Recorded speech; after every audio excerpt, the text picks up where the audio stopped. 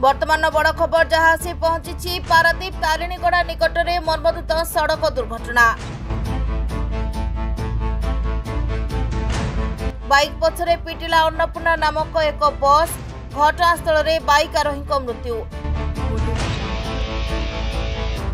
मृतक हेले पारादीप बंदर डीएलआर कर्मचारी अजित हेम्ब्रम।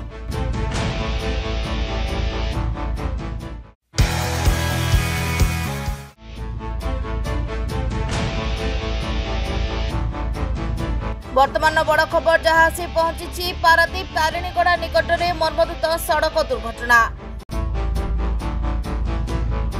बाइक पछरे पिटिला अन्नपूर्णा नामक एक बस। घटनास्थल में बाइक आरोही मृत्यु। मृतक हेले पारादीप बंदर डीएलआर कर्मचारी अजित हेम्ब्रम। घटनास्थल में स्थानीय लोकों उत्तेजना। Bureau report, rainbow media.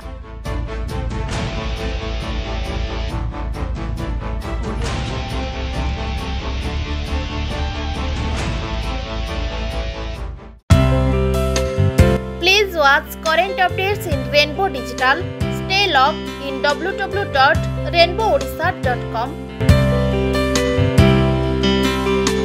Subscribe our channel in YouTube and press the bell icon.